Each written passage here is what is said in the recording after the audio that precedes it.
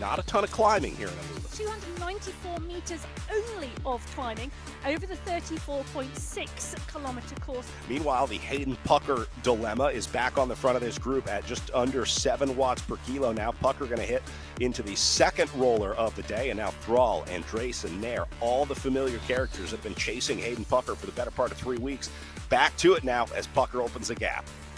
This group have settled for racing for 4th and 5th today because they really are backing off them. I see Pucker and Nair. Looking like Andreas and may well have had an issue.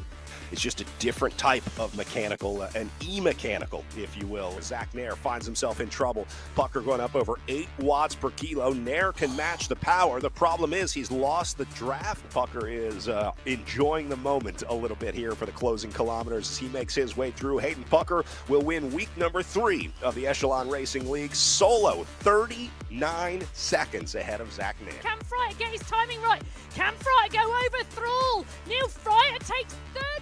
Men's race for this week. Hayden Pucker ends up 39 seconds ahead of Zach Nair. To week number 3 of the Echelon Racing League. Elite women up next here. Much action on the flats here, but even these little kickers right here that they're about to go up and over, just a tiny bump in the elevation profile, but some riders like Lisa Hermansen going to take advantage of it as she goes up and over the very small climb here, but succeeds in opening a little gap here. Hermansen, very aggressive. Love this riding. She knows she's not going to get a lot of chance. This one looking more and more like it comes down to a sprint. So the fuse is lit. Now we're just waiting for the boom.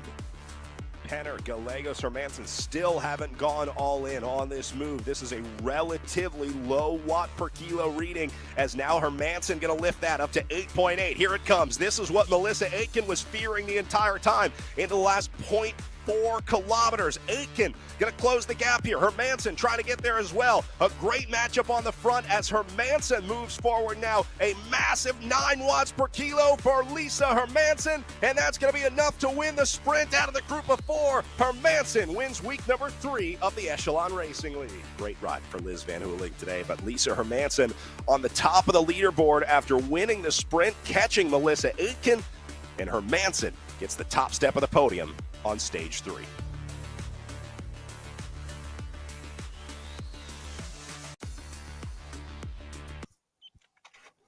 Well, an exceptional week of racing last week in week number 3, and we're back for more this week in week number 4 of the Echelon Racing League. Hello, everybody. Brad Soner here alongside a very special guest celebrating a birthday with us today. Emma Martin with us as always. Emma, welcome back. Well, Brad, I have to say I can't think of a better way to celebrate than watching the Echelon racing. And we saw a brilliant sprint last week in that women's replay just there. And, well, I think we could be up for a fair few sprints today. It's going to be a very interesting course on this one as well. We'll take a look at that here in just a bit. Here are the names that we've been watching all week, starting with the elite men. Hayden Pucker has been the dominant rider in this field. There's no question about it. He is the giant to beat in this field. But you look at this list, there are a lot of names that had some real runs at Hayden Pucker, including Zach Nair last week trying to hang on. Tom Thrall taking him to a sprint week before. That one could happen again here today. And then you look down at these great battles, 5th, 6th, 7th place. Bird, Ospina, Mar, they got a great battle going here as well. There's some awesome stories unfolding here into week 4. Well, there are as well. And I'm looking forward to Neil Fryer today. I'm hoping he's on the start line because he has a sprint and we saw him try and unleash that over the last few weeks. And this could be a course that could suit him. Well, most of those familiar names will be back for more racing, but it's really about the wild cards, I think, is the big question this week. You see Hayden Pucker up in the top right corner there, but there are a lot of names on this list that have made runs at Pucker. They just have not figured out how to get it right, but maybe this is the magic week. 4th time's a charm, Emma. Well, it's going to be a really interesting one today, Brad, because the race is heading to Colombia. They're heading to the Coffee Trail, and it's a really interesting course. So 27.8 kilometers of racing, just 97 meters of climbing. And that comes majoritively in the form of bridges. Yes, bridges. They're short, they're sharp, and they do kick 7 or 8%. Now, it's highly likely that they are nowhere near long enough enough for a breakaway to go. But one or two riders could well be dropped off the back. But I predict, it's always dangerous making a prediction, but I'm going early. I'm predicting a sprint at the finish of the race today because I think it is going to be an absolute cracker. We'll see if this group can keep Hayden Pucker within striking distance in order to have a sprint with him. That has been their biggest issue. Pucker has shown a real ability to launch attacks really on any terrain. If it's a flat day, he tends to go very early, goes from the gun. So we'll see if Pucker has more of that in line today as we take a look at our elite men's field. Nice big group showing up for week number 4 today as we get ready to watch Sebastian Perot take off from the line, and it's just a matter of time before we see Hayden Pucker make it to the front. We're underway in racing with week number 4 on the coffee trail. Oh, Brian Duffy, I've seen him in the mix as well as Neil Fryatt on the start line. Daniel Turek is here as well. Bjorn Andreasen is back again. It's going to be really interesting to see. There's some strong names on that start line and in that, just coming out of that start pen today, Brad, as we see the riders already picking up pace. They're already up to 45 kilometers an hour. Nice to see Eric Hill up there at the front, founder of the Echelon Racing League and the Project Echelon Racing team, always jumping in there with his guys. One of the few people that walks it like he talks it, as you say. So very good to see Eric back on the front row here as we are starting to see some big action. Oh boy, here we go. Hayden Pucker back to it, 8 watts per kilo in the first, call it, minute of racing, and Pucker's already got himself a gap. Now, this is do or die. It's now or never for this group right now. If you give Hayden Pucker an inch, he's going to take a mile. And so you see Ricardo Panizza, he knows this move well, very smart to move. All the familiar names, Andresa, Nairthral. This is almost an exact repeat of how last week started out here with Pucker going and then everyone just trying to hold on. Emma, what do you do here? I mean, when you have such a familiar storyline that just seems to happen week after week after week, what can these guys do to beat Hayden Pucker this week?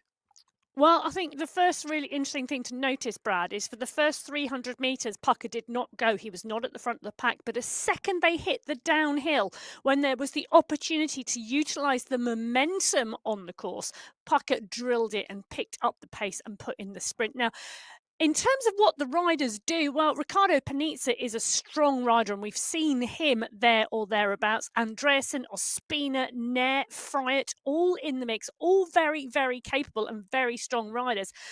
Now, I think there's 2 tactics. Either you have to take Pucker by surprise, hard, or you have to work together, and working together is difficult as well because that takes some work in terms of setting it up and making sure that the other riders don't sit up and take a ride off of you.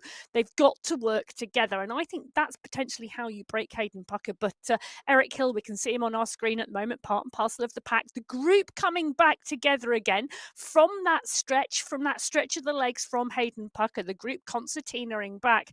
Do you know, it's a hard one. How do you beat Hayden Pucker? Particularly as I know, having spoken to him recently, this is his big target at the moment, the Echelon Racing League. He wants to win the league. And when someone like Pucker targets and wants to win something, it's very hard to beat them. Now they shut down one move already. Hill did a nice job chasing that one back. The problem is he's going to have to do that about another dozen times before the end of this one today, because that will not be the last time that we see Pucker making a move there. There's a little hello from the group as they successfully chase that one back. And now you wait for the next one, see if anyone else maybe wants to go here and attack on the front like this right here, getting a little gap going. Just as soon as things slow down, Hayden Pucker launches it again. He can feel the weakness in these guys, and he's just picking them off one by one. Fryatt able to cover this one this time. Now, what they need to do here is keep fresh legs on the front, chasing Hayden Pucker. All you've got to do is take turns chasing him down. It's 9 or 10 guys that all have the power and ability to make a catch here, but you need to use those efforts judiciously. You have to be very wise with where you use the wattage here. So Hill was the first to chase. Now Fryatt's going to take over and chase. You see Andreasen, Thrall, Nair. Those are all guys that can do the effort, but they need to target those efforts to bring back Hayden Pucker. And so far, it's working. They got Hayden Pucker right where they want him, and that's in the group. No, I have indeed. And wise is a really interesting word, Brad, because you'd take a look at the course and you'd make an assumption that the wise rider would sit in the pack until they came into the finish line and just watch the wheels. But we know with Pucker, he is such an aggressive rider. Is the traditional type of racecraft here the best to actually win the race? Or do you actually have to be a surprising rider and do something a little unexpected to take the win today? But Pucker back on the front again, and Panizza dialing it on his wheel. Thomas Thrall is there, Fry is there, Andreas and Nair, Duffy, all paying attention. And the issue is for me, they're all watching Pucker rather than creating the race themselves at the moment. Going to be tough to put Pucker on the back foot when you're letting him call the shots on the front of the race. Pucker has dominated this one early on, and he is continuing to do it. Now is the time to go over the top, a move like this. Do not let Pucker recover here. Don't let him dictate how this race is going to go. Bjorn Andresen looks like he's going to get to the front here and try to keep the tempo going, but the only times that this group has gone into the red power zone, into zone 6, is when Pucker started it and everyone else followed. So these guys have got to figure something out to try to beat the juggernaut that is Hayden Pucker at the front. Here's a good look at Brian Duffy from the Next Insured squad and his Stars and Stripes jersey. Love that pain cave. Looking very good over there. Yeah, it's fabulous, isn't it? I love it when we see a national champion in a national championship jersey. Absolutely brilliant to see that on our screens. And Duffy's going to be interesting to see the tactics that he brings to play today. Noticing 1, 2, 3 riders distance off the back of that group. So a little bit of attrition in the pack already. We're coming up to the 5 kilometre mark, and it's been pretty flat so far. Those bridges do not start until the 15 kilometre marker. There are 5 bridges today on this course on the Coffee Trail. They're short, they're sharp, and we may well see some action there and the group getting smaller. But at the moment, we've got pretty much over 20 riders still in this main bunch. And this is not an easy start to the day. You see Kaio out of the saddle here, up and down, up and down. That's what really takes it out of the legs, is this the interval efforts on a short to relatively flat day like today. This is what's going to make it tough. So you see already Kaio is starting to feel that. You can see the pain on his face down in his pain cave as things start to string out. Look at all these riders into zone 6. Everybody going all in here. Well, the question is what we think is happening on the front happening? Is it Hayden Pucky? Yes, it is. Bjorn Andresen and Carlos Ospina are in the mix as well, but I reckon that must have been Pucker putting in another power test for these riders, and the riders responding, and the damage is being done at the back of the group, not the front. The tail end having to push and push hard, and trying to ensure that they do not go outside of that draft and that they do not have to chase hard to get back on. But it's an up, down drill at the moment on the front of the group. Bruce Bird in the mix. He was very active last time out and chasing down a lot of the moves. Tom Thrall, we know, has got a superb sprint on him, Brad. He's got to be one of the riders hoping to be in the group at the end of this race and ready to unleash that power. Yeah, Tom Thrall, definitely one of those riders that can beat Hayden Pucker. He's not going to beat him in a long-range move. He's not going to attack Pucker and get away. But if it does come down to a sprint, Tom Thrall has an absolute chance to win this one today. So he's just got to stay in the mix. This is a guy who's riding defensively right now. I wouldn't expect to see a lot of that aggressive riding from Tom Thrall early on, because you know that you're not going to be able to beat Hayden Pucker at what he does best, which is producing incredible wattage. So really a lot of these guys are just hoping that they'll be able to hang on, hoping that they can survive up and over those bridges. That's a big hope. When Hayden Pucker hits it, he's going to hit it hard, even on those very small uphill sections here. But I guess that's all you can do. If you know the story, you've seen this play out time and time again, it may be physically impossible to beat this guy on pure power or watts alone, but if you can isolate Pucker into a sprint, you're going to have a shot. So Bird, Thrall, guys like that going to give it a go. Good to see Sam Boardman in this mix as well. That's a new name at the front of the Echelon Racing League here, part of that Project Echelon Road team, giving it a go here on MyWhoosh. Yeah, it's fabulous to see him joining the Echelon Racing League here.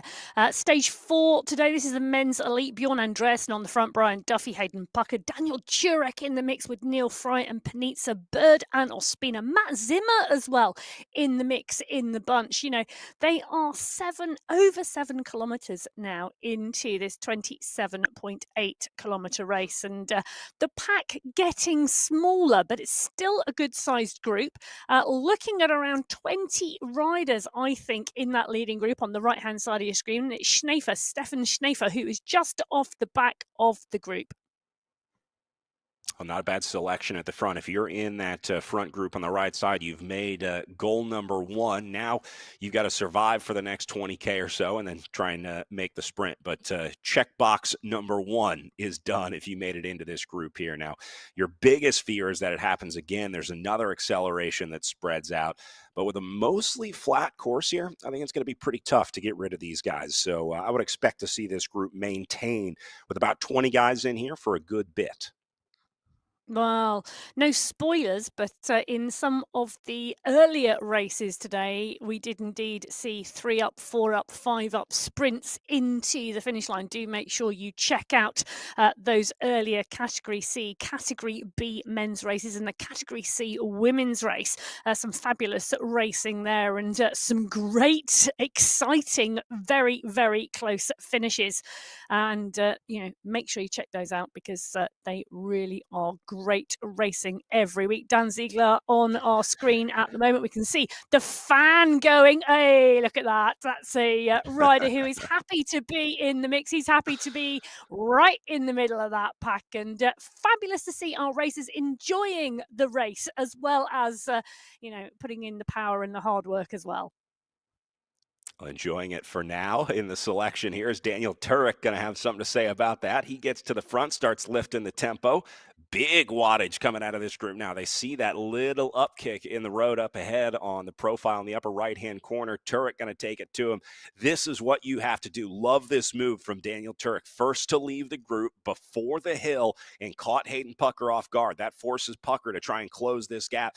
Now, he's going to be able to do it here, but he burned a match. He's using energy that he didn't plan on using here. Maybe had to go a little earlier than he had hoped. So Pucker back to the front now. He's going to go right over the top of these guys, give them a taste of their own medicine. But I did like Turek at least starting the move here. And that's going to put Pucker in a little bit of a defensive position, although he flips that script pretty easily. Now these guys at the back are in trouble. This is an issue because Pucker is just stringing this group out. It's going to take him down to about 5 guys in his group. Zach Nair trying to cover the gap back behind him. And again, Nair can do this once. He can do it twice. But once you start getting into the 3rd, 4th, 5th time, eventually even a guy like Zach Nair is going to crack. Well, Nair and Duffy, the 2 riders trying to close the gap down at the moment. Ospina and Turek. Turek, the rider who made the action, who really created this, in trouble at the moment and slipping down through the pack.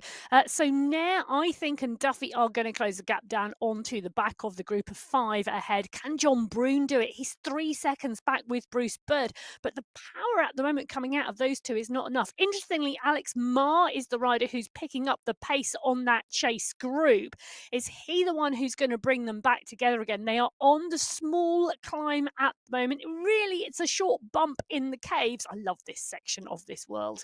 It's absolutely fabulous. Could you imagine actually if it was real and you were riding across a boardwalk over a lake in a candle-lit cave? Absolutely phenomenal. But at the moment, it's creating real challenges for our racers. See if these guys can get back together on the other side of the bridge. Bruce Bird has a little gap to make up. Meanwhile, Pucker is with Panitza and Andrus, and I think Fryatt got there as well. Showing a small gap back to Brian Duffy, about 4 seconds back to them.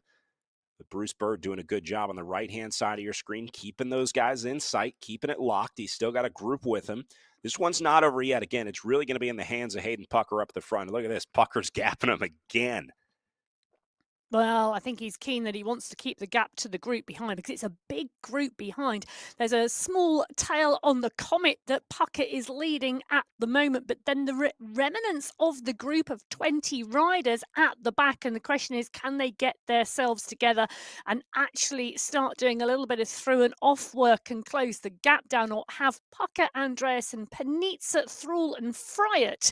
Is this the group of 5 that will go to the finish line? Daniel Turek now back in that chase group, interestingly, with Nair and Bruce Bird as well. Alex Marr is in there. That's the closest group to this leading group of 5, but 8 seconds at the moment is the gap.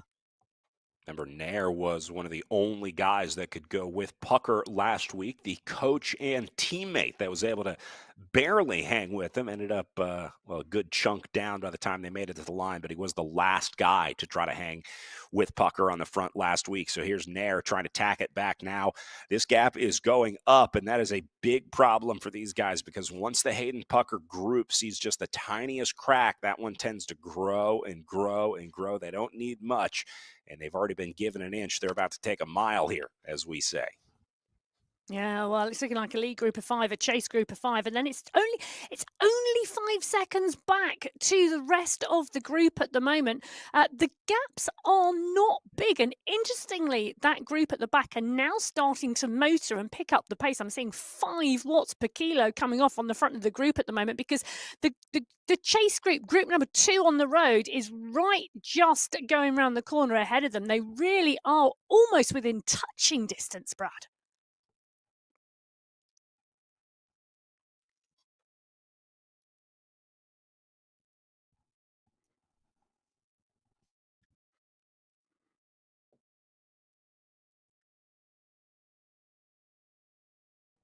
So as we continue watching the chase group, this is group 3 on the road at the moment, the remnants of the group of 20. We had 5 riders go down the road, 5 riders chasing, and then this group of 10. Eric Hill is in here, Sam Boardman is in here, Carlos Ospina, Dan Ziegler is in here as well. And you know what? The front of this group is going to make contact with the main chase group. This is going to swell the ranks, I think, to about 15 riders. So we're going to have 5 down the road and a chase group of 15. This could well change the dynamics of the chase. And what an opportunity these guys have here to get back into this group and then try and stay on it. You don't get many chances like this coming back from a gap that Hayden Pucker opens up early on here. But these guys all have a shot at it. They're doing a good job of working together to close this gap together as well. And I think they're going to get there. Hayden Pucker, meanwhile, not showing any panic yet. He'll be well aware of what's happening behind him. He's just maintaining 4, 5, 6 watts per kilo, right around zone 4 for Pucker right now. But you see, he's still in charge of this group. He's still keeping these guys on their toes. Meanwhile, the group behind him trying to work together just to chase, but Pucker going to just keep the pressure on this front group, and that keeps these guys tantalizingly close off the back as the Zegler group can smell these guys up the road. They can indeed. The Pocket group at 10 seconds to the chase group, and this is group 3 on the road trying to catch the chase group. And we've seen some animation now coming from that chase group because they don't want this group of 10 riders to catch, and they just get within about 3 seconds, and then the power goes down and it stretches to 5, comes back again, it goes out again. And that's what's happening at the moment between group 2 and group 3. Group 1 at the moment are clear down the road, 10 seconds up from the chase going on behind. But the chase going on behind is so interesting at the moment because can Dan Ziegler and Matt Zimmer bring them across with John Brune to the back of the Nair group? It's going out again. Everybody, they're having to watch the group behind as well as the group in front at the moment. Watching these guys back off a little bit now. Zegler are going to try and get some help from these other riders in the group. That's the right move here. Use these other riders. If you've got riders in the group, you might as well try and use the power. As we go back to Hayden Pucker on the right side of your screen, continuing to dominate onto another bridge. You see another small little bump in the elevation profile here coming up in just a few hundred meters, and it seems like Pucker is well aware of where each one of those is coming. Anytime the road barely goes uphill. Pucker likes to ride the front. He likes to get aggressive. It's very predictable at this point after watching him race for into week 4 now. But the problem is you got to be able to match the power, and that's the toughest thing to do in esports right now. And coming up ahead of them for the next 4 kilometres, 5 bridges over 4 kilometres, all giving the opportunity for a short, sharp, punchy attack. It's going to be interesting because this group of 5 riders really well matched at the moment in terms of that top power, in terms of that kick. Thrall, Andreas and Penitza, Friat and Pucker. It's going to be interesting to see if any of these can break away or whether this is the group we see go into the finish. Alex Marr, though, continuing to look. Now, Marr was back in the chase group and with Bird, with Nair, with Turek and Duffy, and continuing the charge from the group behind, not giving up at all. The gap now out at 13 seconds. Bird going to take over at the front of that group, trying to work with Marr here. Zach Nair following up the rear. There's so much power in this group. There's a lot of experience in this group, but it's so hard to get all of that power sort of harnessed and organized into one concerted effort when you're obviously not in the room with your teammates. It's a little tougher to communicate here. You see Zach Nair locked in on his screen. What he's trying to do here is ride as efficiently as possible. He's trying to maintain this gap and not use a single extra watt that he doesn't need to. So he's feathering that power, just making sure that he sits right in the draft here, right in the gap, and trying to let these guys on the front do some work. Now he's going to go up and take a pull here. You see him up over 6 watts per kilo, still in zone 5, but you look a little further up the road, those guys are putting in power too. And so you've got to sort of monitor your effort at the same time you're watching the effort on the leaderboard on the right-hand side of your screen and just trying to get an idea of what the power that those guys up the road are doing. And unfortunately, they're doing some big numbers up in the first group of 5. Well, yeah, and these bridges are now coming thick and fast, and you can see they're short and they're sharp. They're kicking around 6.5%, and the gaps at the moment are pretty equidistant between the leaders on the road and the chase group, and then between the chase group and group 3. They're pretty much sitting at around 15 seconds, and the chase group behind now looking as though it's splitting up a little. That's on the left-hand side of your screen as John Brune starts to get dropped. So we'll Spina with Ziegler as well, Hill as well in the group. It's John Brune being dropped. You can see the group going round the corner ahead of him. Could well be the damage from that first small bridge. There's 4 more of them to come, and on the top right-hand corner of your screen, you can see the riders progressing to them. The riders are indeed the yellow line. The bridges and the gradients constantly changing.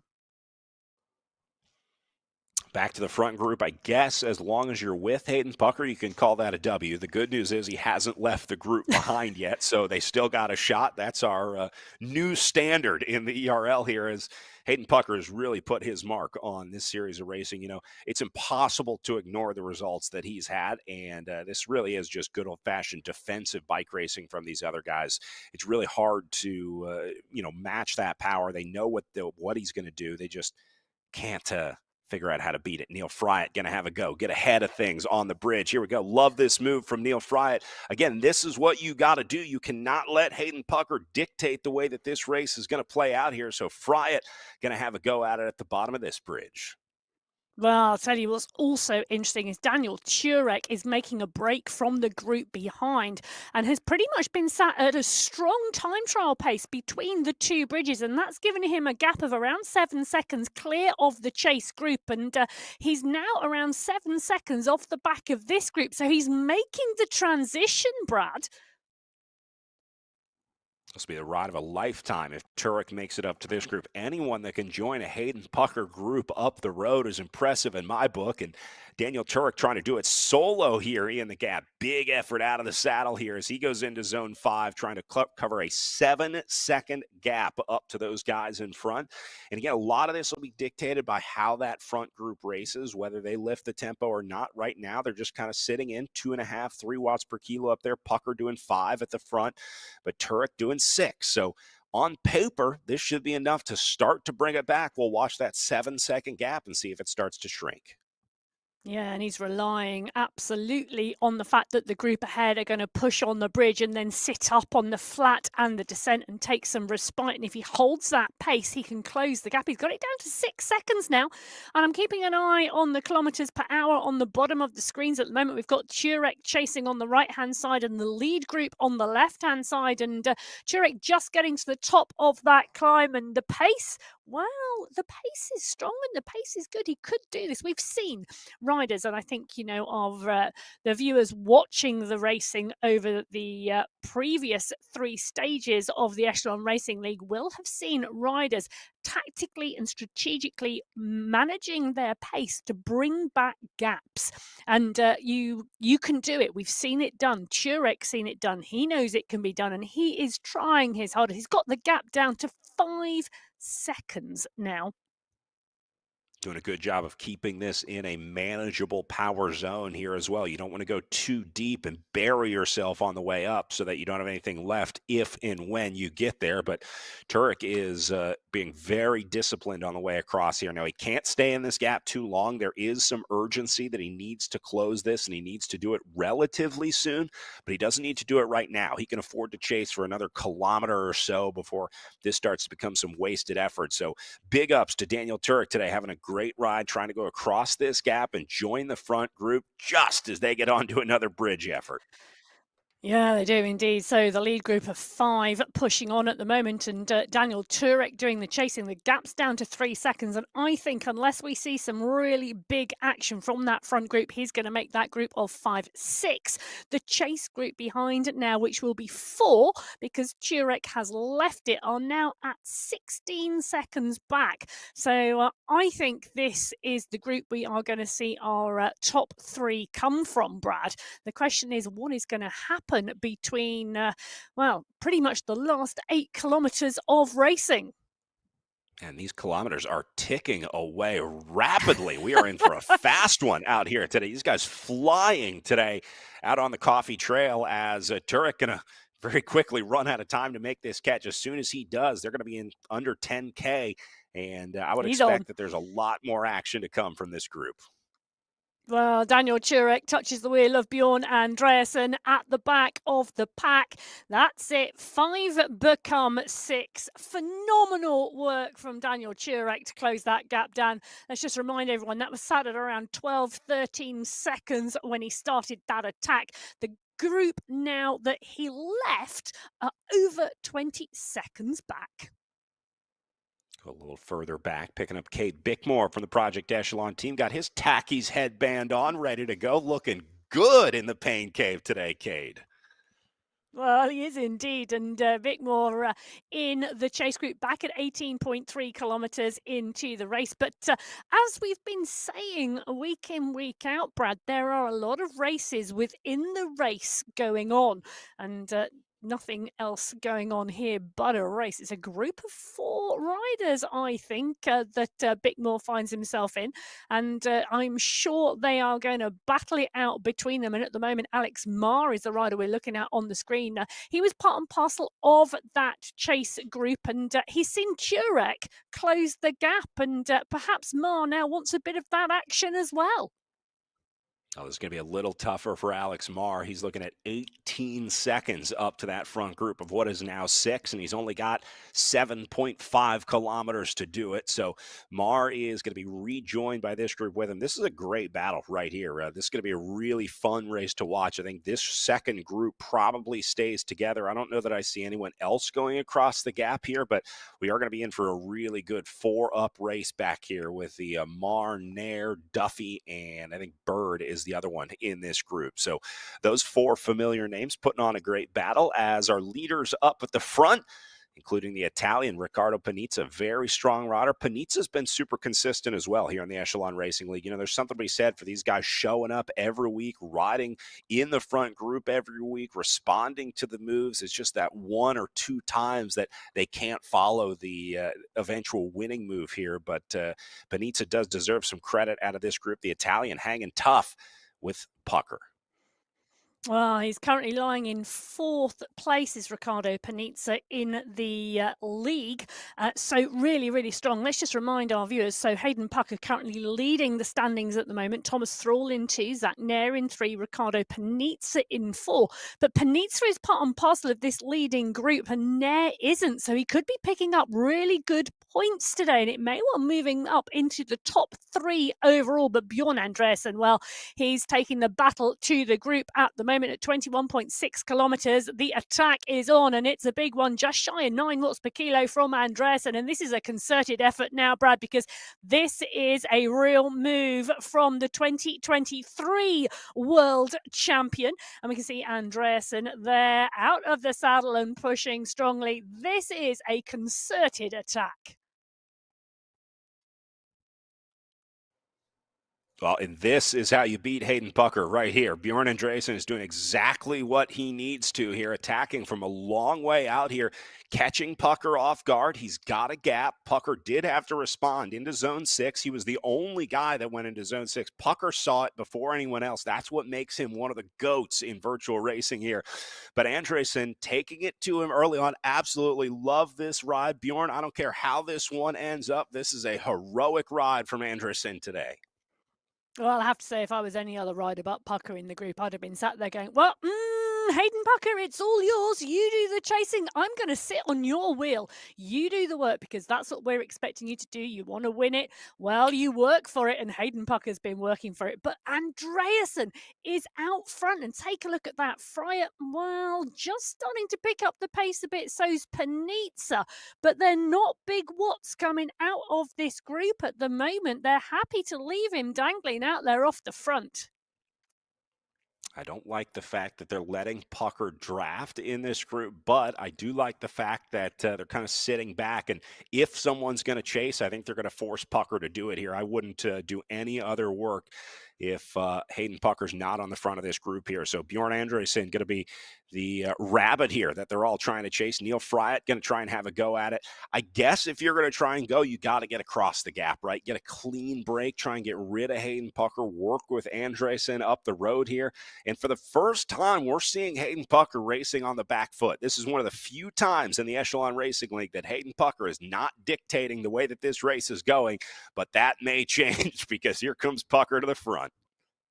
Well, it's all a bit psychological, really, at the moment, isn't it, in this group? No, you go, you go. No, I'm expecting you to go. But, well, if you want to win the race, you've got to close down that gap. And the gap now is closed down to Bjorn Andreasen, the rider in this leading group of 6 who put the power down and stretched the group. And I'll tell you something, I've just seen 10 watts per kilo from Turek. Turek is the next rider to attack here. Fryer responding at 12 watts per kilo. These are finish line watts at the moment coming out of this group. And they've still got 4 kilometers to go.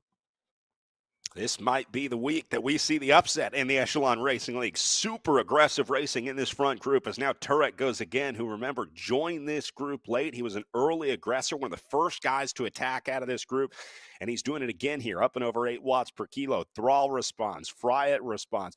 Pucker is gapped here, showing a small gap back to Hayden Pucker here. You do not get a ton of opportunities like this, and Daniel Turek is handing an absolute gold mine to these guys right now. You got to stay on it, though. You've got Hayden Pucker, the Echelon Racing League leader, 3 seconds back off of this group. Will they be able to continue turning the screws here? Well, interesting what is happening at the moment. Hayden Pucker continuing to push at the moment, holding that consistent at around 5.6, 5.7 watts per kilo. The pace coming off of the group a little at the moment. You can see on the bottom left-hand corner of your screen, Pucker is the rider just distanced off the back of the group. The larger yellow blob, the smaller single one. It's at 3 seconds at the moment. Andreasen is looking like he's there as well because Thrall, Fryer and Panizza, well, they are here as well with Turek, and this group of 4 now. Oh, interesting times. Do you know there's one more group? There's one more climb. One small climb between these 6 riders and the finish line, and that comes at 26.4 kilometers. We're just seeing it on the top corner of the screen. Oh, it could be really instrumental. 2.8K to go. Pucker going to get to the front. Turek staying on it here. I'm a little surprised to see that these guys are, I say, only doing 5 or 6 watts per kilo, because I know they can do 6 or 7 if they wanted. But Turek seems to be in charge of this group, and everyone else willing to sit back and wait. Pucker is now 5 seconds back, continuing to lose time here. These guys have to stay on the gas all the way to the line, because Pucker can make up this 5 seconds over the next, call it 2 kilometers. But they're going to have to continue the tempo setting in the front group, and Drayson just going to sit right on Pucker. That's the right move in that group of 2. Now Panizza will take over. These guys are doing what they need to do in the front group. They're taking turns, keeping the tempo high, and that's keeping Hayden Pucker on the back foot. Well, Turek made the call for the through and off to take place. Those little emotes that you can use here on MyWhoosh. He made the call and showed the riders what he wanted them to do. And Turek, Fryatt, Panizza and Thrall are working well together as a 4-rider leading group at the moment. Pucker and Andreasen at 4 seconds back. They're coming up to the 26-kilometre marker, just 1.8k to go. One small climb and then a 700-metre flat run to the finish. And Turek goes to the front again. He digs. He's continuing the pace. Panizza looks like he's going to pick it up. Thrall just sitting on the back of the group. But Andreasen, well, he's sitting in front of Pucker and taking the pace off of the chase. Still 5 seconds back to Pucker and Andreasen. Turek and company still have the gap. Daniel Turek staying on it. Panizza, Fryatt, Thrall, all there. I'm waiting to see more gaps open up. Turek's doing a lot of work here. I think Ricardo Panizza's in a golden position here, just sitting back, taking a little draft. Fryatt is there as well. But I got to put my money on Tom Thrall. If this one comes down to a sprint, I think he's got that best last kick out of this group if he can stay away from Pucker and Andreasen. And it's looking like they can, as this one goes up to 7 seconds now back to Hayden Pucker. Well, Andreasen is doing a great job of sitting on Pucker, and these two now starting to pick up the pace. So Pucker's now kicking at 8 watts per kilo on the climb. Andreasen just towing, taking the toe on the wheel, but Panizza, Turek, Thrall and Fryatt are the riders in the leading group at the moment. And can anybody beat Thrall in the sprint? He's not particularly taking a turn on the front at the moment. He's not got far to go. Here comes a big effort from Hayden Pucker back behind him. This is their worst fear happening right behind him at 6 o'clock now as Pucker goes up over 8 watts per kilo. He's closing this gap down second by second. We'll go ahead and call this contact made as Hayden Pucker single-handedly closes down the gap inside the last kilometer. Well, the question is he going to sit on the back of the group or is he going to go up and over the top? Fryatt is putting the power down at the moment, but it's 6 riders now and, well, it's 500 meters to the line. Anyone's race here in week number 4 of the Echelon Racing League. We're about to watch a barn burner to the finish here as now the group has come back together. Hayden Pucker was gapped. He has now caught the group.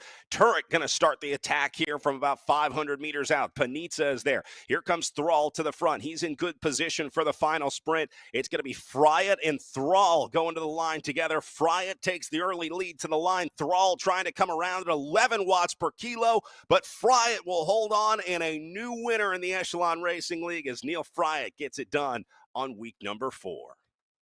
Well, Fryatt and Thrall neck and neck to the line. Neil Fryatt taking the win. And I tell you what, there's a sprint opening up behind as well because Brian Duffy, Bruce Bird are absolutely battling out here side by side, wheel by wheel. That's the banner ahead of him. What can Bird do? Very little because Brian Duffy has kicked finale time for Duffy. That's the line. He's going to come underneath for 7th place today.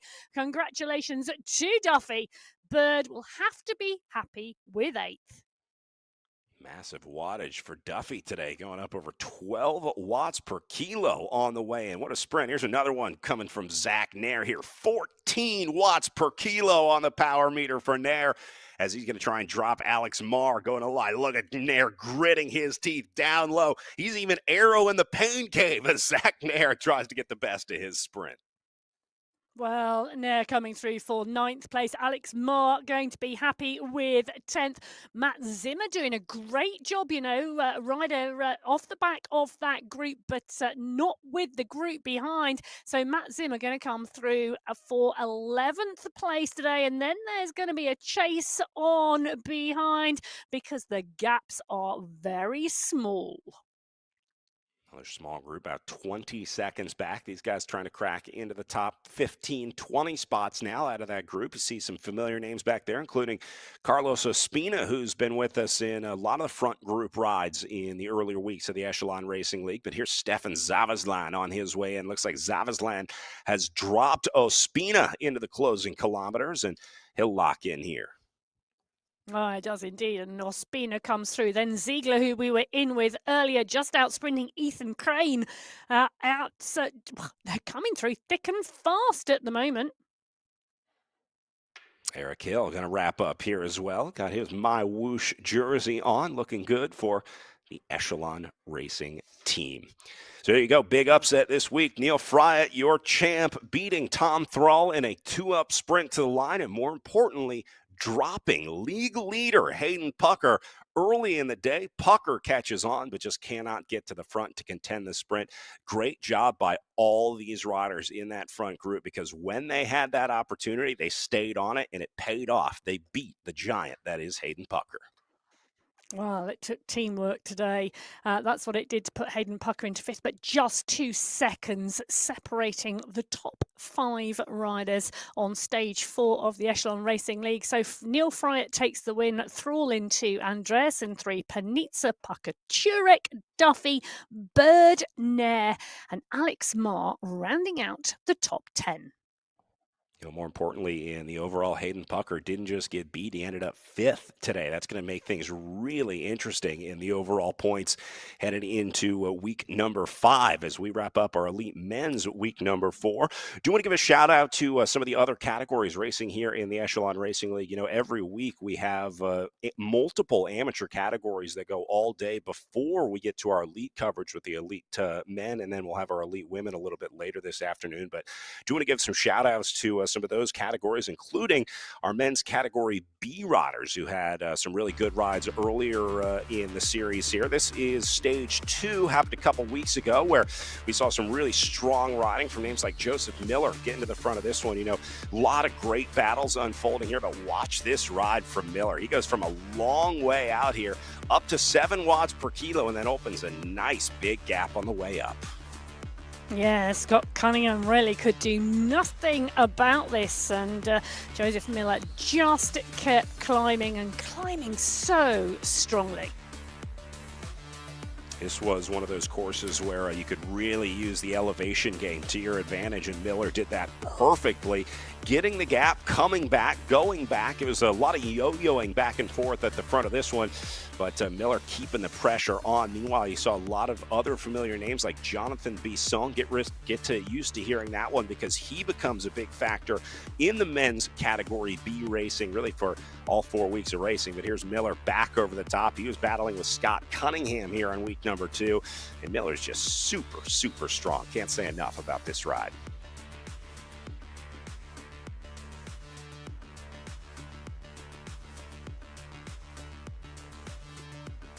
So you can see Miller open this gap up to 2 seconds, up to 3 seconds, up to 4 seconds with a little look back, and you see the absolute chaos in the chase behind him as Miller stays away, holds on. Absolutely love this post up, and great shot on MyWhoosh here as Joseph Miller wins week number 2 in the men's category B. Great ride for him. Then it was on to week 3 the week after that. Remember, Jonathan Bisson, one of the few guys that was able to follow Miller there in week 2. Well, he was back for week number 3 and looking better than ever.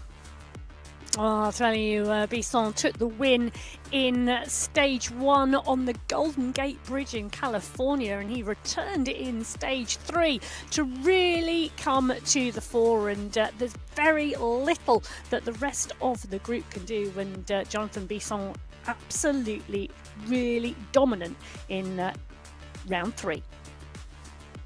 got a small taste of the gap here at about 10 kilometers from the line. But Michael Gavelis, Dave Gargulio, Joe Meyer all trying to chase here, keeping an eye on Bisson, trying to stay away. But typically when you see a performance like this, when you're having a good day, you're having a great day on MyWhoosh. And that was Jonathan Bisson here in week number 3. He did get caught by Gavelis here, but then as they went into the closing kilometers, Bisson hit it again. And that was all she wrote, as Bisson able to get away and stay away to win stage number 3 of the men's category B. So really great battle shaping up at the top of that one, week after week after week. Nice to see those guys back every week to continue their battle. So congratulations to Jonathan Bisson, winner of stage number 3 of the Echelon Racing League men's category B. The women's category B, stage 3, well, that was a great race as well. And you can see Jaramillo, Vittori, Gonzalez, Rua, Alberg and Gino all in the leading group. So 5 riders went out into the rollers together, and really competitive racing in the women's B category as well. Locked in all the way to the line. This one came down to a 4-up sprint going to the line together, as Gonzalez and Vittori would go at it. The Colombian and Italian having a look all the way to the line. Gonzalez gets a small jump coming to the line, and Vittori just wouldn't be able to match the power into the last 100 meters as Dorancy Gonzalez Rua wins week number 3 for the women's category B. Another great victory for her, adding to her resume. Well, I can say the overall standings in women's B really, really close. Going into today's race, Gonzalez Rua and Camilla Alberg tied. Well, very, very close on points. So 580 points for Gonzalez Rua, 560 for Alberg. It's really close there. It's also close in the men's B race because, well, we saw some of the footage of Jonathan Bisson in the mix. And currently, after 4 rounds, Oviedo and Bisson tied with 745 points at the top. It's been really interesting to watch how the different courses have played very different races. And I think watching our first elite race today tells me that this one is short and fast this week. So can't wait to see those highlights from the category B and C races earlier today, and then getting into our elite women coming up next year. But Emma, I think we can expect more of what we just saw with the elite men. I'm looking for a fast, exciting finish, and hopefully we see a group sprint to the line together. Well, we've seen a number of sprints coming out of that women's race already. And I think you're right. I think it's going to be a really good women's race today. I am expecting another sprint. You know, we've seen Hermansen put in some phenomenal power on those sprint sections. Gallegos, Van Hooling. We can't discount Penna, Aitken or Tidholm. You know, they've all got a great kick. And we've seen some amazing work. I think this course today is going to be really exciting with the women. This may be the day that the Giants fall on week number 4. We are going to have a combined field in our women's race coming up here. We're going to race the C's and the elites together on course. There'll be a few more riders out there, but I have a feeling those elite riders that have been battling at the front every week are going to separate themselves pretty quickly. So I expect to see those sort of familiar names back up at the front again. But I hope that they just watch what the elite men were able to do with Hayden Pucker, because it really shows that there is a possibility to win on this course against riders who have beat you 3 weeks in a row. They can go again. So we're going to take a quick break here from the Echelon Racing League, and when we come back, we'll have our elite women's coverage from week number 4 in the ERL.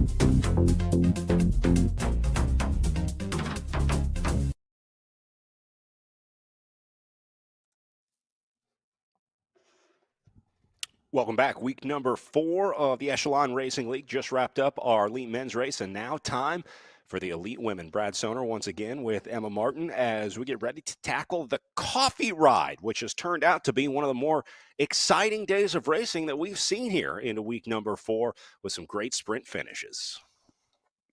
Oh, it has been brilliant so far. Cannot wait for the women's race because it is so close, as you can see from the overall standings after 3 rounds. Lisa Hermansen topping the table with 575 points, but look at that behind. Elise Gallegos into 540, tying with third place Liz Van Hooling. Tiffany Penner just 10 points back at 530 points, and Melissa Aitken, she's not that far behind either, 515 points.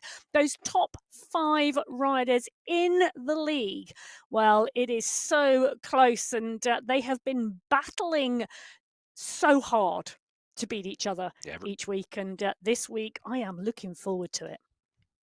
Every single rider inside that top 5 all have a chance to move up one position or lose a position, depending on how you look at it. And most of them will be back for more this week. Again, we are racing our Category B and Elite Women combined out there today. The Elite Women will be wearing yellow jerseys. Women's Category B riders wearing red jerseys on course. So they are racing together. They will be scored separately. It'll be interesting to see if early on any of that mixing of the groups has any impact on the elite races.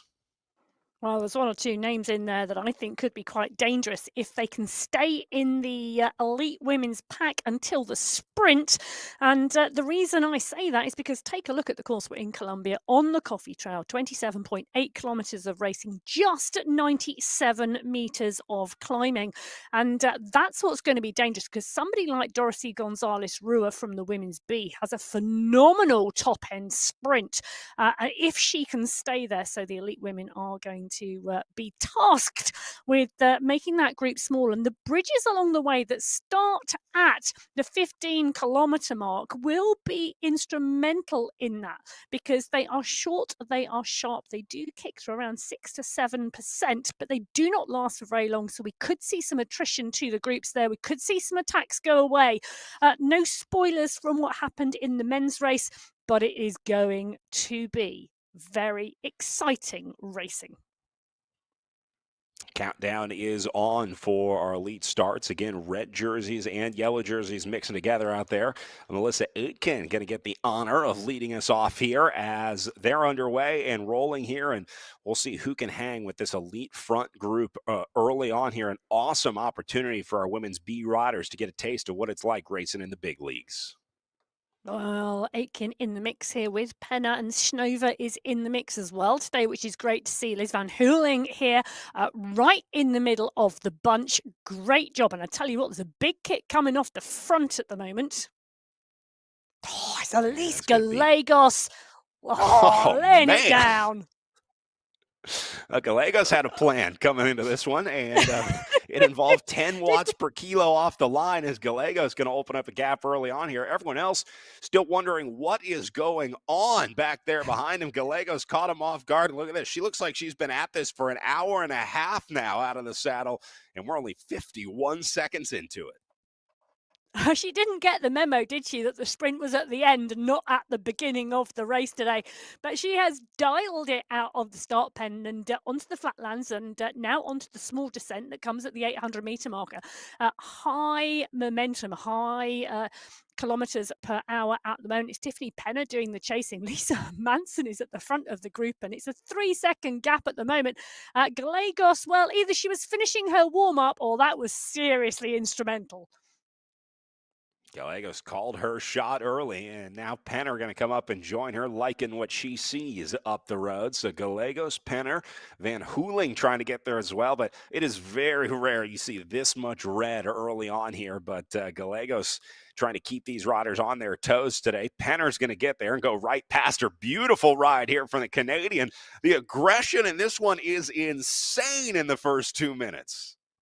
Well, whether they've been watching the men's race or not, who knows? Who cares? Because Penner and Gallegos, Meyer and Aitken, Schnover and Lehman, Hermansen are all in the mix. And the group now coming back together. You can see on the bottom left-hand corner of your screen a long line of riders. It's getting smaller, the length of the line, but Penner on the front now, setting a strong pace. Just dropping it down under 5 watts per kilo here. That'll give Snover, Aitken, Lehman, and company a chance to get back in here. Now, remember, the red jerseys in this group will be the women's B riders. So looks like one rider has made the selection here. Super impressive to be hanging with a group of yellow jerseys here. Yeah, it is indeed. And we said there's some strong riders and strong racers in that B category women. Just as a heads up, the top 5 riders in the overall standings in the B: Gonzalez, Rua, Alberg, Yaramillo, Gino, and Beltran. But Maya in the mix here in yellow. She's part and parcel of the elite women today. Great to see her here on the Echelon Racing League. Now things going to calm down a little bit, and we'll see if that gives a chance for more riders to come up and join this very strong selection that is formed early on here, just a little under 3.5 minutes in. Josie Rossingall going to try and make it up and over. Great effort here from Rossingall trying to hold on. Another women's category B rider trying to join the big dogs up front. It looks like Josie's going to get there. Awesome ride from Rossingall here. Oh, brilliant work. And Kristen Hall is in the mix as well. And I think she's going to make juncture with the group. So it's looking like 11 riders strong at the moment at that leading group. But it's Nicole Mayer on the front of the pack, absolutely pushing on again. They really do not want a big group today, Brad.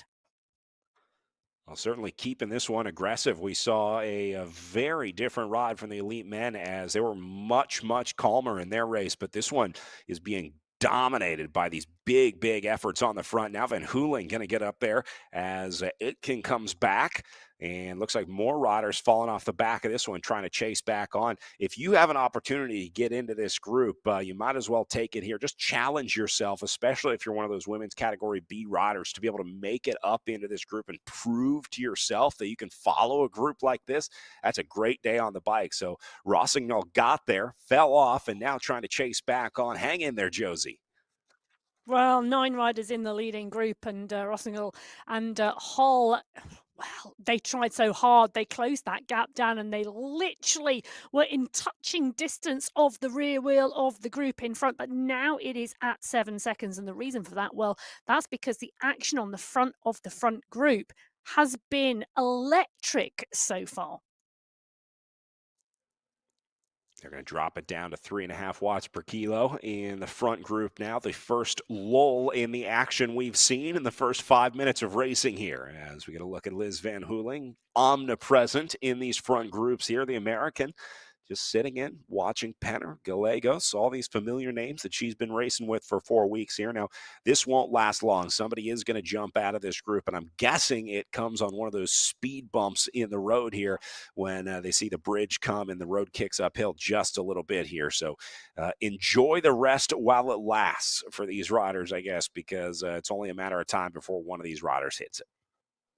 Well, and they have backed off of the attacking pace quite significantly, and it's going to be interesting to see if there's any of the riders we can see in the distance. If the leading group turned around and looked over their shoulders, they could see a chase group behind.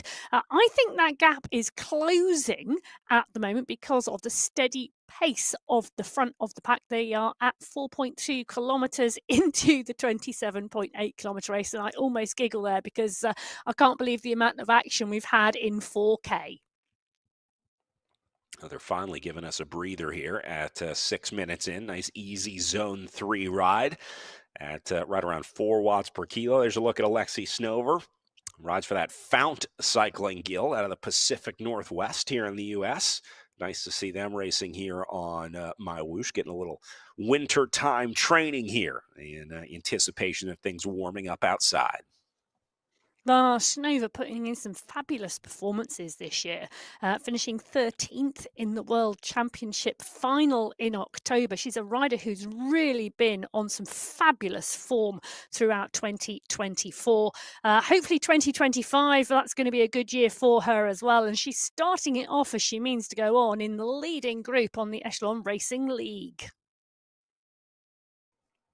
That Found Cycling team has an incredible ability to identify and develop talent. Snover, certainly one of those, and it's been really interesting watching how that has translated here into the virtual world very well, is the easiest way to put it, as Snover gets herself into second spot in this group. Sort of a new name in this group. Will this be one that maybe a wild card today when you see a new name in a group like this, so they maybe give her a little bit more grace than they would a name like Hermansen or Van Hooling? Oh, I am not sure many of those riders and racers are going to give Alexei Snova much room to move. They may not have raced her on the Echelon Racing League so far, but they've definitely raced her week in, week out over the last 12 to 18 months. They know what she's capable of. They know she's in the right place, she's in the mix, and they'll know she's just as strong. They will be expecting her to put in a strong performance. She's turned up, she's on the start line, she means business. And Hermansen, Columbi, Penner, they are going to be watching Snova and paying attention to what she does. Colombi, the Celine Columbi Italian. on. Yeah, Celine Columbi, the Italian, Brad, you're right, on our screens at the moment. And good to see her in the group. Good to see her in the mix. You know, she's a strong rider as well. And I think this is going to be an interesting ride for her. So for me, Columbi for me is a really strong climber. You know, that's where I often see her excel on the long distance climbs. She can tap a rhythm and she can really hold a strong climbing rhythm. Today, really interesting to see how she's going to go on this course. She knows how to sit in a bunch. She knows how to take the draft. And, well, another one of the riders who we know will do well today, Lisa Hermansen. While I wouldn't say this is Columbi's course, it could well be a perfect course for Lisa Hermansen.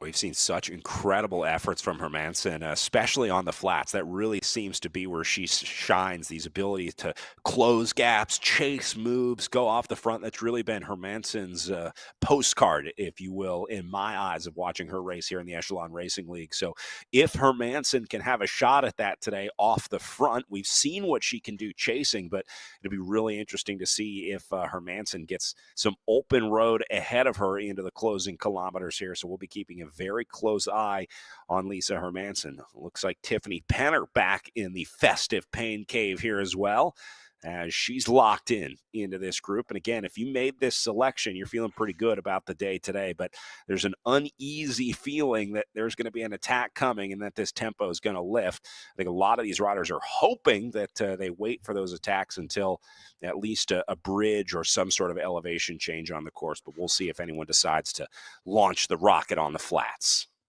Well, interestingly, Gallegos did kick a little bit there. Penner responded, and Maya's gone off the front a little. Oh, that was so interesting. They were sat there just comfortably all together, and then all of a sudden it was like there was a little bit of a shift in the pack, and Gallegos kicked it around 10 miles per kilo, and it sort of created a momentum within the group, and the riders around her decided they need to go too. No climb effort, nothing on the road, just a little kick from Gallegos, and it's caused chaos. This is like a bank run. One of them flinched, and now everybody banging on the door trying to pull their money out here as Gallegos gets to the front, still into zone 6 here. You see those red bars going across the names as Van Hooling gets to the front, but look at the damage that they just did to this group, a group that was riding so well together. Now riders finding themselves in trouble, including Alexei Snover trying to recover from this gap. She's about a second off of Hermansen's wheel. The good news is they're starting to let up again up the road, but Snover are going to have to burn a match to get back into the conversation.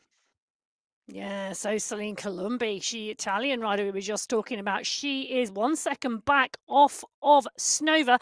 She's going to need to push if she wants to get back onto the group. The main group now around 4 seconds up the road. And I tell you what, they're not sitting off the pace for long because you can see the stretch coming on the group as well at the front. And I don't think they're going to let Snova and Columbi get back on.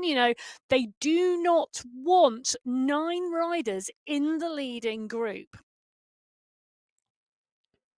Columbia staying on it at 5.5 watts per kilo, trying to get there. Snover still not there yet, but is making progress. I think she's going to get in there no problem. And that'll make a group of 8. Columbia would be 9 if she's able to get there. It's a good, long, drawn-out effort here by the Italian. Don't panic yet. But just as I say that, they do start to lift the tempo up to 7 watts per kilo on the front. That's going to be a problem for Columbia here.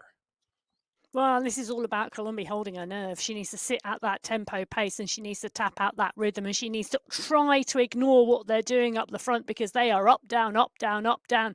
Melissa Aiken on the front of the lead group at the moment dropped to 1.4 watts per kilo. She hit the front and she backed right off.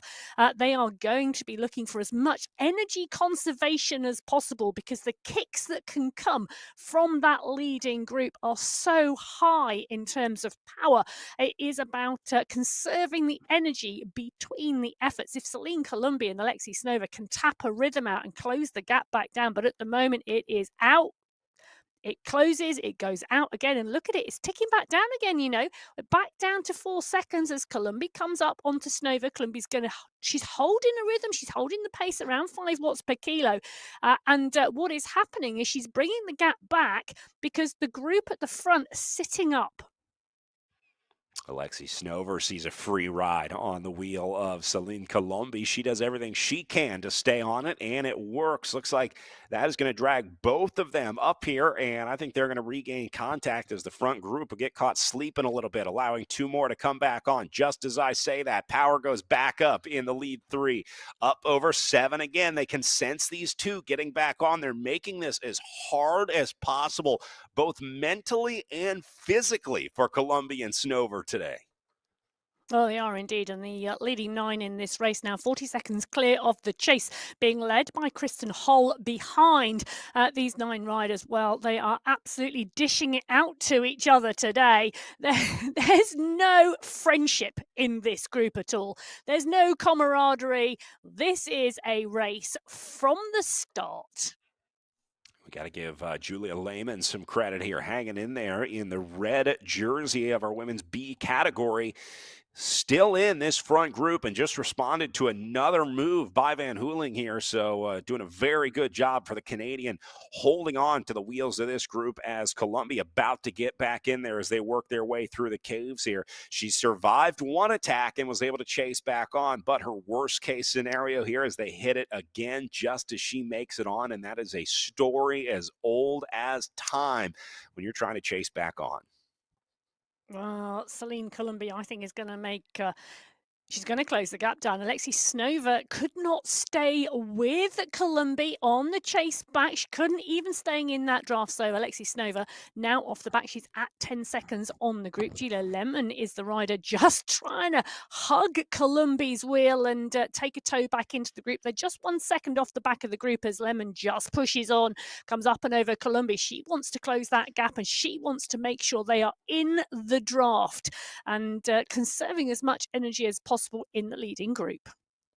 Massive effort going on in the chase behind these riders. Take a look at the left-hand side of your screen. Bunch of red zone 6 efforts going on right here as Josie Rossignol now trying to get up to the Kristen Hull group here, who is putting in a massive effort behind these riders in the women's B category. Now, remember, there's one women's B rider up the road. That's Lehman, who's in the front group in the red jersey. But otherwise, this is the race unfolding on the left-hand side of your screen. And this one's turning into a good one in the women's B race. There is indeed, and battles going on throughout the peloton at the moment in this women's race. On the right-hand side of your screen, that's the leading group, and Lemon just off the back. You can see her; she's desperately working to get back into the group. She's leading the Category B race because she's been able to sit in with that leading bunch for 11 kilometres. Phenomenal work from her, and she could well be rewarded with a win in that B category race. But, and I say but, because the chase group are not far behind and they really are chasing. They're very, very active in that category B race behind. And Lemon is going to have to watch out behind if she can't get back into the group. But this group at the moment, Van Hooling and Hermansen on the front, they are off the pace at the moment, but we know they're not going to be off the pace for long. Brilliant effort here by Julia Lehman. Back up and back into the group. Recovered from getting dropped in the caves, and now she can just sit on to this group. There's no reason for Lehman to do any more work in this group than she needs to. She's sitting on a golden ticket here. Just latch yourself to this train and try and ride away from these other Category B riders behind you. So brilliant riding from Julia Lehman today. We'll keep an eye on the Canadian here who has ridden her way into 8th position in this group, but more importantly, has opened a 14-second gap to the nearest rider behind her. So she is on the train, locked on. And now we'll see if the attacks come in this group as they go just under 12 kilometers in to the 27.8K day today, and a little lull in the action here. I say little at call it 3.5 watts per kilo for those riders up front. And now Snover going to try and do the impossible and go across this gap. Well, she's 11 seconds back off the leading group at the moment. And interestingly, the chase group, which is made up of majoritively Category B women who are battling for that second, third, and fourth place in that race, are now over a minute back from the leading group, which contains the leader in that Category B race at the moment as we drop in with Gallegos, Snova, Van Hooling, Aitken, and Columbia. You can see all 5 of those riders on the screen. Snova up and out the saddle at the moment. She's the rider on her own. She's not in the leading group. She's not in the chase group, but she is indeed closing down the gap. Once again, it was at 14 seconds. It's now at 8. She's doing a great job. The question is, well, how much, and I say how much of the group going to let her on to the back, but they're not, because I've seen the 10 watts per kilo from Columbia, and that's because Penna, Van Hooling, Nicole Mayer all have lit the touch paper again at the front of this group. And on the flats, no change in elevation here. They just decided to lift the power, and then immediately it comes back. So everybody responds to it. I was noticing how locked in the riders were when we were looking at all those rider cams across the bottom. You could see the up and down out of the saddle. They're all staring at the screen in front of them. One of the most important things in virtual racing like this is the ability to respond to moves as they happen. If you wait just 1 second, that could be exponentially worse if you're not able to lift the power when you need to. And so it's very important that these riders not only know when to respond to these moves, but then they're able to respond. So laser focus in the group here. And you just saw what happens when one rider just barely lifts the power. It creates this chain reaction, and everybody starts to lift the tempo as well. Oh, they're getting twitchy, I think, and it's that type of course. The group is smaller than it was at the start, but it's still 8 riders strong. And Alexi Snova, she's doing a sterling job out there, continuing to try to get back into the group and trying to ignore what's going on in the group ahead, the up, down, power lifts and shifts, and Snova trying to hold a steady pace for her and I almost want to say cross her fingers and hope she gets back in to the group. It's down to 9 seconds at the moment, and Van Hooling, Penna, Gallegos, Hermansen, Mayer, and Aitken. And Julia Lehman, the leader in the Category B race, still in the group. All credit to her. That's the ride of the day for me right there. No matter how this one ends up, to be able to make this selection, hang with some very big efforts that have been done in this front group that got rid of some very good riders in here. All the credit in the world to Julia Lehman today, who has made her way into the elite women's group as a Category B rider. And looking like she belongs there. Great riding today. Meanwhile, right side of your screen, another really good battle unfolding. Remember Josie Rossignol, who we saw get up into that front group. That was another women's Category B rider riding with the elites early. Well, she now finds herself locked in with a nice little battle with other Category B riders a little further back there. So we're going to keep an eye on that as Snover is slowly but surely working her way back up into the conversation. Well, she is indeed, and you know what? She's gonna do it. It's just a cracking ride from Alexi Snova. She's been dropped from the group a couple of times, and every time she has closed the gap. Steady pace, concerted effort. She's got herself back into the mix. The question is, are they going to put a dig in? Whoa, it's coming again. It's almost like they've said, welcome back, Alexi Snova. Thank you very much. Goodbye. We're going again. And Nicole Meyer is the rider digging on the front at the moment. Tiffany Penner quickly shutting it down, and the pace comes off very quickly. They are about to come in to the 4-kilometer section of this course where there are 5 bridges. You can see them on the top right-hand corner of your screen. They are just short, sharp bumps. And I say short and sharp. They do kick to around 6.5%, 7%. So you do, I tell you what, I've ridden this course, Brad, you really notice them. They might be over quickly, but they really are opportunities to attack, to push, and to try and lose the riders you don't want to take with you to the finish line. That's what I'm expecting to happen, but my heart goes out to Alexi Snova because she's not going to get a lot of time to rest till they get to that bridge. Oh, Snover not only surviving that last onslaught, I would say thriving and riding her way up to the front here, knowing that there's a little bit of elevation coming here. So Hermansen going to be the first one to put it into zone 6 as she puts in some big power at the bottom of the climb. Everybody holding on to Hermansen's wheel here. Remember, it's a short effort, but there's another one and then another one and then another one coming. So it may not be this one that causes a split, but Hermansen is certainly laying the groundwork here, forcing the other riders into the red zone. She's going to go again here. Nicole Meyer will go over the top of this one as Hermansen gives it up. Well, they do. They're up and over Bridge 1 and heading towards Bridge 2. The gap back to the chase group now, 1 minute and 20 seconds. So 9 riders in the leading group, 1 minute and 20 back to the chasers. And they head into, I would say, probably the most technical part of the course with the bridges. They're at 15.8 kilometres into the 27.8 kilometre race here. 23 minutes of racing. Well, that is already under their wheels. I'm looking for some action, Brad, and it's very steady at the moment. I say it's very steady at the moment. Lisa Hermansen kicking up onto the bridge. Not a big response from the rest of the group. It's interesting, isn't it? They've been watching each other so far this race. They've dug. Different riders have attacked off the front, and everybody has responded. This group is very well matched.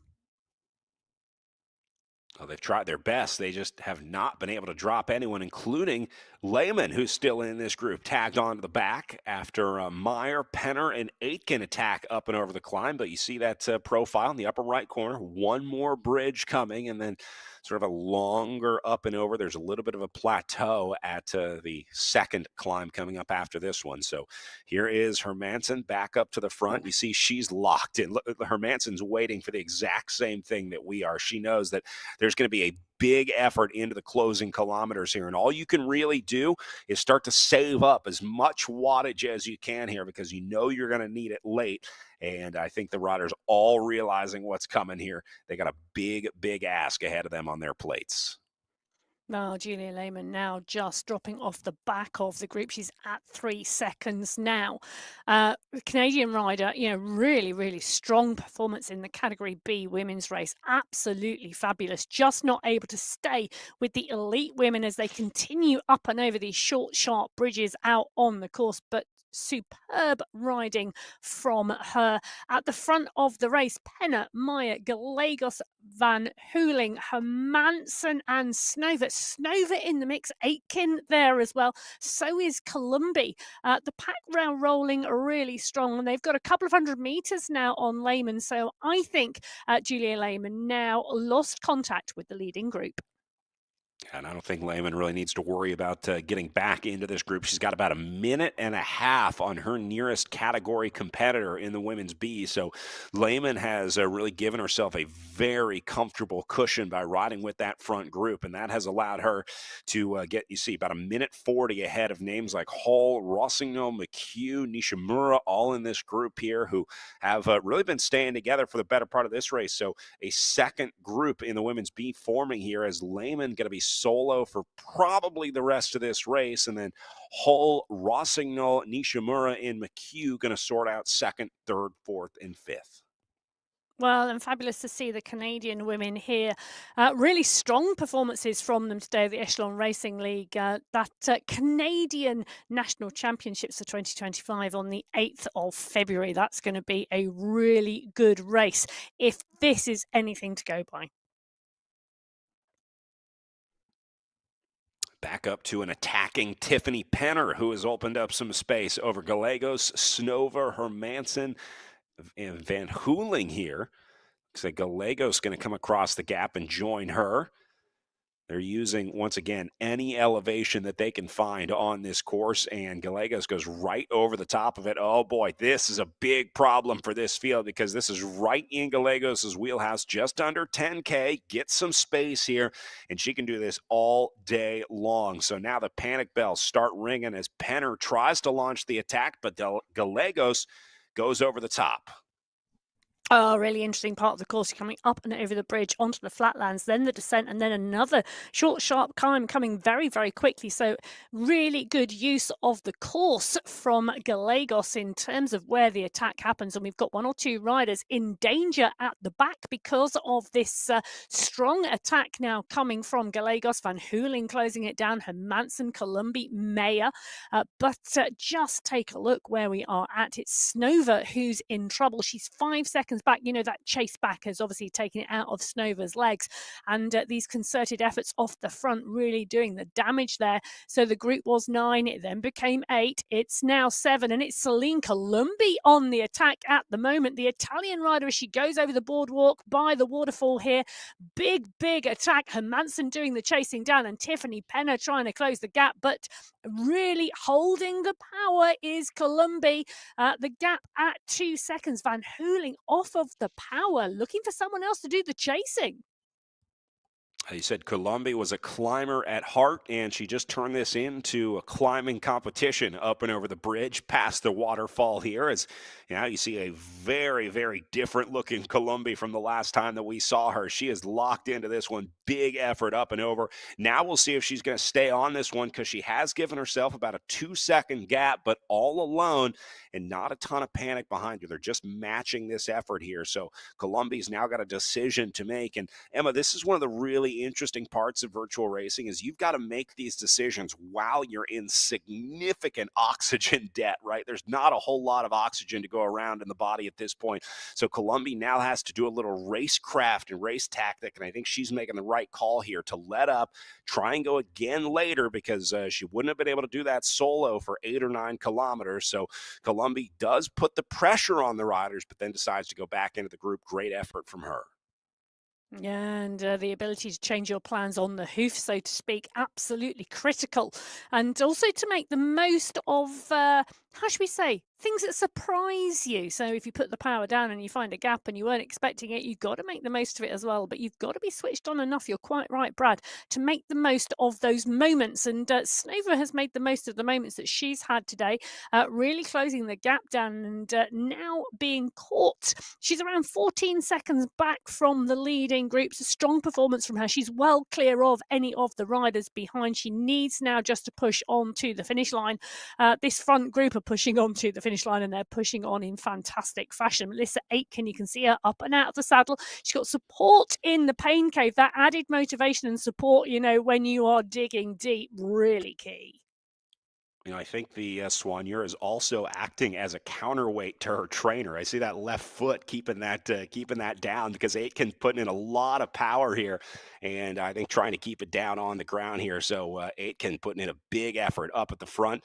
Meyer back up into the first spot here, but at 5 watts per kilo, this is just going to be a big average. I think for all the way until the end of this race, they're all matching this power here, and that's going to result in a just higher overall watt per kilo battle here in the women's elite group at the front. Yes, pretty much this front group now have a fairly flat run until around the 26.4 kilometre marker where the final climb comes into play. Then it is a drop down the other side and a flat run to the finish line. That's 700 metres of flat to the finish. It's going to be interesting to see who wants to go long from the climb and whether that long effort, if anybody chooses to do it, can hold. That's the $1 million question. Do you stick around for a sprint, or do you try and get rid of that problem with a long range effort? We're going to find out because the long range riders are rapidly running out of time to make that long range move. It's probably going to come somewhere around 3-4 kilometers to the line. They're still at about, call it 6 right now. So a little bit early probably for a solo attack here, but we'll see if someone wants to lift the tempo and just kind of sense the pressure, see who's feeling good. This is maybe a chance for a test attack, see who goes with you if you launch an early attack here. Force them to put their cards on the table and then see if you can figure out how to use that to your advantage. Yeah, it's interesting at the moment, isn't it? There's some very steady pacing going on from some of these riders, particularly those choosing to be at the back of the group at the moment. Van Hooling, Mayer, and Aitken at the front. Columbi is moving around there. Gallegos, I've noticed, quite happy to sit at the back. So is Hermansen. And we've seen those two put in. Well, we've seen Gallegos go long. We've seen Hermansen kick hard with a sprint finish. And interesting to see who's trying to conserve the energy and position themselves at the moment, and who is happy to be on the front of the group. Waiting. Here goes Columbia up to 8.7 watts per kilo. This is calling a shot if I've ever seen it. The Italian's going to lift the tempo here, and I would hope this is going to be an all-in move at about 5.5 kilometers to go to the line. Columbia will be the first one to light the fuse. Everybody has to respond into zone 6 here, so they're not going to give Columbia any space to get away here. They know she can do these long, sustained efforts. It's just like a big climb, just like a 5K climb. That's exactly where Columbia thrives. And the other riders knew it and immediately responded to that. Well, and they're kicking and then backing off. Gallegos hit 10 watts per kilo with a big stamp on those pedals, but immediately came back off the pace. But Celine Colombi, take a look at that, the 7 watts per kilo. She's been listening to you, Brad. She's going again for the 5 kilometre marker. She's kicking in. She's utilising as much of the gradient as she can, and there's not a lot of gradient on this course, but she's coming to the top of the climb. She's holding 6 watts per kilo at the moment. Liz Gallegos is on her wheel. Liz Van Hooling is there, but there's a little bit of a stretch on the group. What can she do with it? The power is staying down. She's settling into what we saw earlier, that time trial effort at around 5.2 watts per kilo. Is that going to be enough with this group? I don't think so. Columbia still got a little gap, but more importantly, put some other riders in trouble, put them into the red zone here. Now, not going to stay away. She'll come back, but I have a feeling we're going to see a couple more of those from Columbia. She's just sort of previewing, testing things out here, and it worked one time. You saw the gap that she was able to get. So if she can do that again and then stay on it, that'll be a great move for Columbia. She does not want to deal with a sprint in this scenario. I think she's looking around at these other riders and realizing my best chance of winning this group is a long-range attack. So we will see another one coming from Selena Columbia here. It's just a matter of when and whether or not someone else gets there first. Yeah, well, talking about getting there first, the Pacers backed right off again. Uh, interesting tactics going on because there's got to come a point, Brad, where they think, do you know what? We've tried. How much have we taken out of our competitors' legs? Who's got what left? But at the moment, The 7 riders in that leading group are very closely matched. A little bit further back down the road, Lexi Snova is continuing her ride in 8th place towards the finish line. She's 50 seconds clear of Julia Lemon. Well, actually, Julia Lemon is leading the Category B race. She's not a competitor of Snova, but Julia Lemon, we can see 22.9 kilometres now complete. She is strongly clear. 1 minute 30, she is clear of the chase group in that women's Category B race. That's a phenomenal performance from Lemon. A legendary performance today for Julia. All the credit in the world. Hanging with that front group, survived a couple big efforts from elite women's level riders. So Julia Lemon's got a lot to hang her hat on today, and looks like she's going to certainly have a women's Category B win coming her way as well. Meanwhile, still waiting for that big move coming out of the front group here as you start to see some action in the race for second place in the women's B group. Looks like Josie Rossignol going to have a look at it. Yeah, well, it's looking like Tammy Nishimura is just being dropped from the group. She's 29 seconds back. She was in this group last time we were in with them. Rossignol putting an attack in on the front here. Hull responding.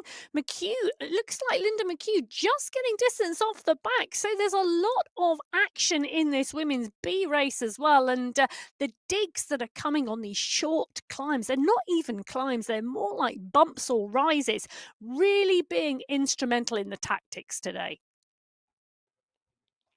Rossignol having a super aggressive ride. Very impressive riding from her today. Meanwhile, back up to the front group, right back where we started with Hermansen, Van Hooling, Gallegos, Meyer, Aitken, Penner, and Colombi in this group of 7, all at the front as they get into the closing kilometers here. Now, remember, we were calling Colombi was going to launch another one. At least I thought she was, but now she's running out of time here. If she's going to go, she's got to go soon. Otherwise, someone like Lisa Hermansen or Liz Van Hooling are going to attack before she can, and that is not in the playbook of Colombi today. So this one is turning into a strategic battle for the win here in the elite women's race.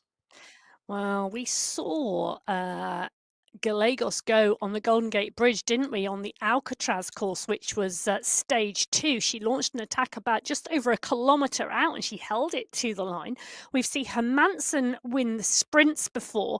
Colombi, well, what is there now? Around 2.5 kilometres till we hit that finish line. It is going to run really close for those alternative tactics to a sprint finish, and the pace, though, really off at the moment, sitting sub 3 watts per kilo. Hermansen, Penner, Aitken, Mayer, Gallegos, Van Hooling, and Colombi, the 7 women in this leading group. And they may just decide to sprint this one out, which would be an incredible way to end the elite women's race here on a flat run into the line. We'll see if and when someone jumps out of the group. Meanwhile, Snover still over on the right-hand side of your screen. She's going to be locked into that position. I tell you something, she's closing the gap and she's bringing it back, you know, Brad. I'm sort of looking at it now. She's just over 100 metres back. In fact, she can see the back of the group ahead of her now on the road. It's down to 13 seconds. You just don't, sometimes riders think their distance from the group, that, and they just keep going. And I tell you something, credit to Alexi Snova at the moment, because if she gets back into the group while they sit and wait, but they're not sitting and waiting, because Selena Colombi has pushed on at the front again. She's pushed on, she's going long. The climb is coming. There's a climb coming at 26.4 kilometers. This is the last uphill drag of this course today. And Colombi is preempting it with an attack. Tiffany Penner trying to close the gap down, but not wanting to do too much work. And this is really tricky now, because do they chase down, do they kick hard, or do they just bank on a sprint and save as much energy as possible? Just under 1.5K to go here. It looks like they're going to bring Colombi back. She wasn't able to give herself any space as now the climb starts. Everybody lets off the power again. You see the average go back down. Penner just trying to get back onto the group. I wouldn't call this an attack yet. We'll see if she goes over the top of this one. But the next attack from Colombi has been covered and killed. She's going to try and go again on the climb here one more time for the Italian. And Aitken, Gallegos, Meyer, Hermansen, Van Hooling, and Penner keeping her in the crosshairs. Oh, take a look at the face of Selena Colombi. She is all in on this one. Absolutely digging deep. Everything she's got is going through those pedals at the moment because she's trying to make this one stick. This is the last climb. They have not got a long run when they come to the top of the climb. This could be the effort that seals the deal today, but Maya is working strongly from behind as well. I think Columbia's going to need a little more space than this up and over the climb. She's only got a few bike lengths back to Aitken and Meyer, who both still have some watts left in the tank. Here goes Aitken up to 8 watts per kilo. She's going to try and close this one down as they go inside the final kilometer. 700 meters to go. Aitken making a big surge coming up behind both of them. That'll put her into the front. Columbia drops down to second. Here comes Melissa Aitken. Well, Melissa Aitken launches off the front. Liz Van Hooling, concentration on her face on the back of the group. Everybody looking to get their timing right now because Melissa Aitken has gone long. She's got 350 meters to go and she's leading the charge with 2 seconds. Celine Colombi and Lisa Hermansen, Nicole Meyer are there as well. So is Elise Gallegos and Penna. They are all in the group. Liz Van Hooling's given herself a lot of work to do here. She's got to run into the back of the group to come up and over the top. The finish line is coming, and it's Aitken and Colombi who are going to lead the charge out here.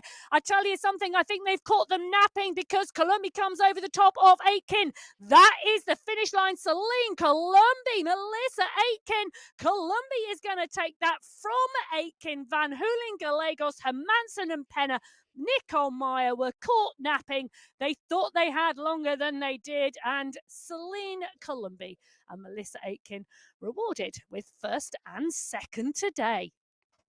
Columbia knew exactly what she needed to do. The most aggressive rider won today. That is for sure. Columbia launches 3 big attacks into the closing kilometers, and it pays off for her. To the victor go the spoils. Congratulations to Columbia. Your winner here on week number 4 is Alexi Snover.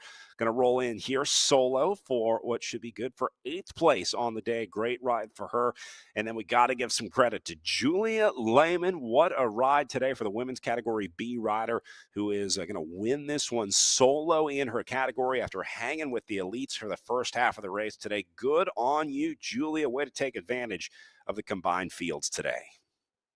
Yes, really smart riding from the Canadian, and it's going to work her way through to win that category B race in a really strong time. The race though is really on behind for second and third because this group on the right hand side of your screen have been attacking each other continually.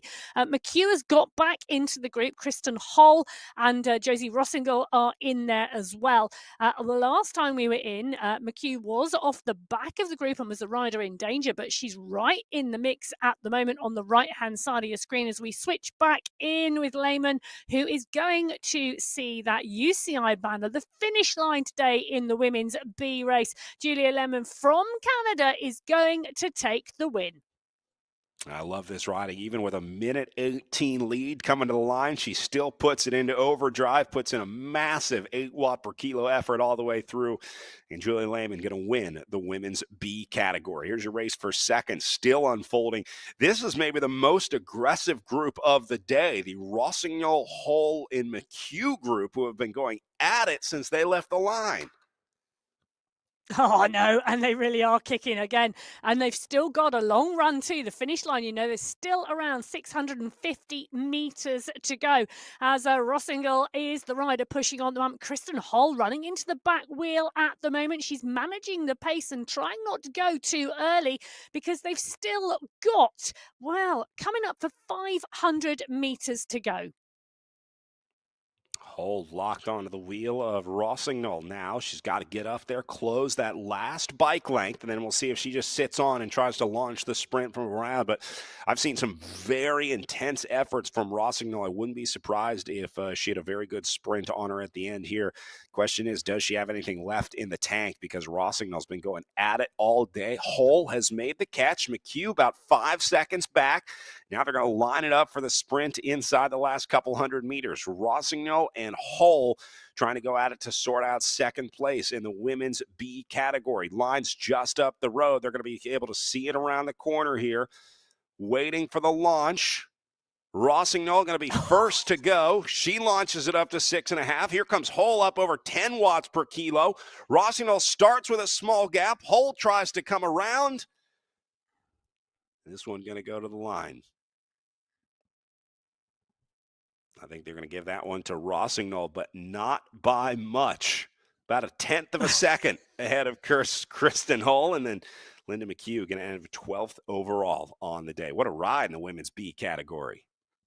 Yeah, talk about leave the sprint till the last 150 meters. It was a real game of cat and mouse.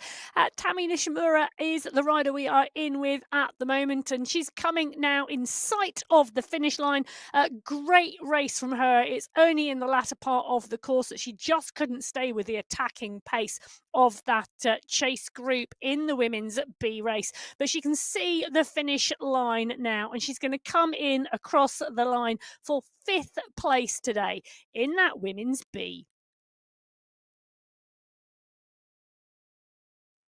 Did her best to hang into the group. Great ride out there today. Tammy, that'll be good for a top 5 ride on the day in the women's category B. As we wrap up our combined women's field, congratulations to another new winner here in the Echelon Racing League. A new name at the top of our leaderboard today as the Italian Selena Colombi gets it right out of the group, but I'm most excited by how close those gaps were. I love a good sprint on MyWhoosh, and we had an awesome one today. Yeah, 0.7 of a second separating our top 5 riders in the women's race today. And I'll tell you something, Brad, that is going to shake up the overall standings as well. So it is going to be really exciting going into stage 5 of the Echelon Racing League. Colombi taking the win in 41 minutes, 44 seconds today. Well, some giants falling in the Echelon Racing League week number 4. And the best part is it's not over yet as the racing continues next week. Into stage number 5, we're headed to City Beach, the Australian course. That should be a really interesting one. It's a short one, 28.2K, but there will be no shortage of action there for stage number 5 of the Echelon Racing League. So that's going to wrap up our coverage of week 4. For Emma Martin, my name is Brad Soner, saying thanks for watching, and we'll see you back next week for stage number 5, January 11th of the Echelon Racing League. Until then.